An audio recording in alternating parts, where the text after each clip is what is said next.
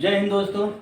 Exam कुंभ YouTube channel पर आप सभी का हार्दिक स्वागत और अभिनंदन है। आज हम चर्चा करेंगे उच्च पूर्व पाषाण काल के बारे में। इसके पहले हमने निम्न पूर्व पाषाण काल और मध्य पूर्व पाषाण काल के बारे में चर्चा की है। आज उच्च पूर्व पाषाण काल के बारे में देखेंगे। इसका काल जो है 40,000 ईस्वी पूर्व से 10,000 ईस्वी पूर्व तक माना जाता है। ठीक है। सर्वप्रथम बेलन घाटी से, इस चीज को ध्यान में रखेंगे, सर्वप्रथम बेलन घाटी से इस काल से संबंधित साक्ष्य प्राप्त हुए हैं। उसके पहले इस साक्ष्य के प्राप्त के होने से पहले उच्च पूर्व पाषाण काल के बारे में भारत में कोई जानकारी नहीं थी। ऐसा माना जा रहा था कि भारत में इस काल से संबंधित कोई भी स्तर नहीं है। ठीक है। बेलन घाटी से के लोहदा नाला से विश्व की प्राचीनतम अस्थि निर्मित स्त्री की मूर्ति की प्राप्ति हुई है। ठीक है। इस काल की विशेषताओं के बारे में देखेंगे। दो प्रमुख विशेषताएं हैं। पहली विशेषता, नए चकमक उद्योग की स्थापना। दूसरी, होमो सेपियंस, जो कि आधुनिक मानव का नाम है, होमो सेपियंस का सर्वप्रथम पदार्पण इसी काल में होता है। ठीक है। इसके अलावा उपकरण निर्माण में विशेषीकरण पर बल दिया जाने लगा। जैसे विशेष एक उपकरण था तछड़ी या गिरमिट, जिसको ब्यूरिन भी बोलते हैं।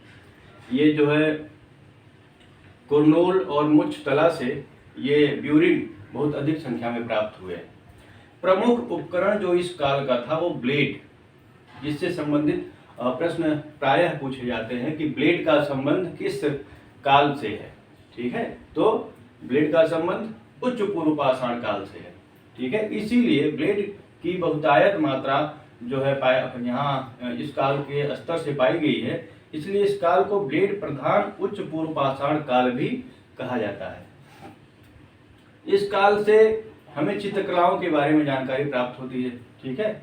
मानव अब चित्रकला भी, चूंकि गुफाओं में निवास करता था, जगह जगह पे जो है उसने चित्रकलाएं भी बनाई हैं दीवारों पे या फिर शुतुरमुर्ग के अंडों पे। इस टाइप से साक्ष्य प्राप्त हुए। तो चित्रकला का साक्ष्य कहाँ से प्राप्त हुआ है? पाटड़े, महाराष्ट्र में पाटड़े नामक स्थान से, राजस्थान के चंदेसाल नामक स्थान से, मेहता खेड़ी, ये भी महाराष्ट्र में ही है, रामनगर मध्य प्रदेश। ठीक है। इसके अलावा भीमबेटका, देखिए इसके पहले भी हम चर्चा भीमबेटका की जो है करते रहे हैं। और इस काल में भी ये भीमबेटका, जो कि मध्य प्रदेश के रायसेन जिले में है, इसकी चर्चा यहाँ हो रही है। तो यहाँ से भीमबेटका गुफा से इस काल के चित्र प्राप्त हुए हैं। उच्च पूर्व पाषाण काल से संबंधित चित्र, मानव निर्मित चित्र यहाँ इस गुफा से प्राप्त हुए हैं। ठीक है। अब यहाँ देखेंगे पाटड़े तथा भीमबेटका, जो कि केंद्र भी थे, मनकों का केंद्र भी थे। शुतुरमुर्ग के अंडों के खोल से जो बनाए जाते थे मन के, उनके निर्माण का केंद्र पाटड़े तथा भीमबेटका में जो है इसका साक्ष्य मिला है। शुतुरमुर्ग के अंडों पर जो चित्रकारी की गई है, सर्वप्रथम 1860 में उत्तर प्रदेश के बांदा के केन नदी तट पर ऐसा साक्ष्य प्राप्त हुआ है, जिस पर जो शुतुरमुर्ग के अंडे प्राप्त हुए हैं उस पर मानव द्वारा चित्रकारी की गई है।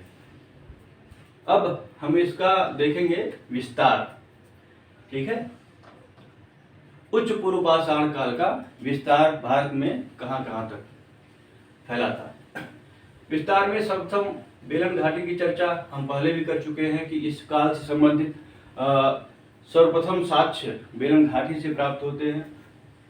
इसके अलावा चौपानी मांडव से भी इस काल से संबंधित साक्ष्य प्राप्त हुए हैं। चौपानी मांडव से उच्च पूर्व पाषाण काल से लेकर नव पाषाण काल तक के साक्ष्य जो है प्राप्त होते हैं।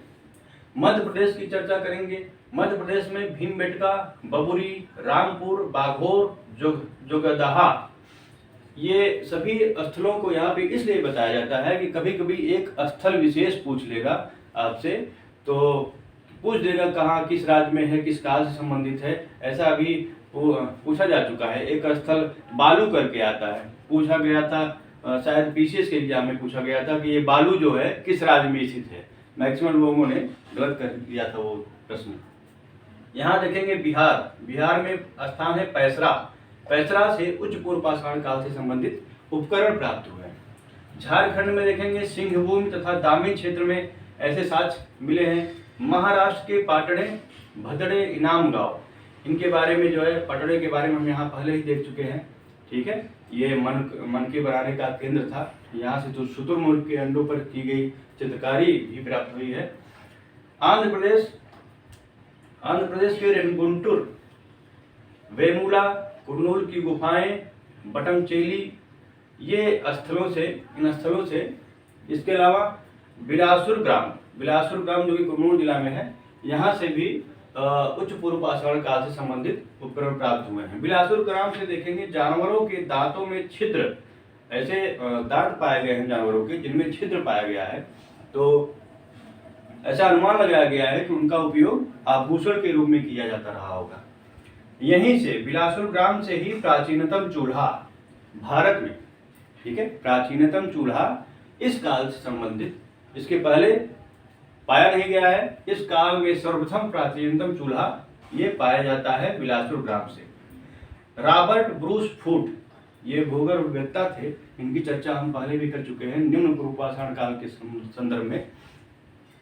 इनको बिलासपुर ग्राम से जो है इस काल से संबंधित कई उपकरण प्राप्त हुए। यहाँ जो है गुफाओं से राख की उपस्थिति भी मिली है, जिसको कुछ विद्वानों ने ऐसा देख के अनुमान लगाया है कि यहाँ नरबली भी होती है। तो नरबली के साक्ष्य अगर मान लीजिए प्रश्न पूछ देता है तो वो बिलासपुर ग्राम से प्राप्त हुए हैं। ठीक है, त्रिपुरा में अहोरा खोवई घाटी, पूर्वोत्तर भारत में सिर्फ त्रिपुरा से इस काल से संबंधित उपकरण या फिर साक्ष्य प्राप्त हुए हैं, वो भी अहोरा खोवई घाटी से। सोन नदी घाटी में स्थित है एक स्थल बाघोर जो है बहुत ही महत्वपूर्ण स्थल है इस काल से संबंधित, और इससे पूर्व भी इसकी चर्चा हम कर चुके हैं। तो जी.आर. शर्मा और जे.डी. क्लार्क द्वारा यहाँ उत्खनन कराया गया। यहाँ से निम्न पूर्व पाषाण काल से संबंधित वृत्ताकार चबूतरा वेदिका की आकृति तथा एक त्रिभुजाकार आकृति की प्राप्ति हुई है, जिसको मातृ देवी का प्रतीक जो है माना गया है। अब इस काल से उच्च पूर्व पाषाण काल से संबंधित साक्ष्यों में देखेंगे बाघोर फर्स्ट से जो है पूजा स्थल की प्राप्ति हुई है। ठीक है, यहीं बाघोर 2 से मध्य पाषाण काल, इससे और अभी ऊपर जाएंगे तो मध्य पाषाण काल से संबंधित स्तंभगर्भ जो है यहाँ से मिले हैं बाघोर 2 से।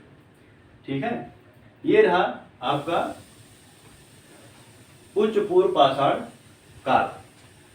अब हम तीनों पूर्व पाषाण काल से संबंधित तीनों चरणों की चर्चा कर चुके हैं, जिसमें निम्न पूर्व पाषाण काल, मध्य पूर्व पाषाण काल तथा उच्च पूर्व पाषाण काल। इसके बाद अब पूर्व पाषाण काल का खंड जो है समाप्त होता है। इसके बाद हम चर्चा करेंगे मध्य पाषाण काल। ठीक है, जो हमारे 3 विभाजन हैं, पूर्व पाषाण काल, मध्य पाषाण काल और नव पाषाण काल। अब उसमें से हम दूसरे चरण में पहुंच गए हैं। मध्य पाषाण काल की आगे की क्लासों में हम चर्चा करेंगे। तब तक के लिए धन्यवाद।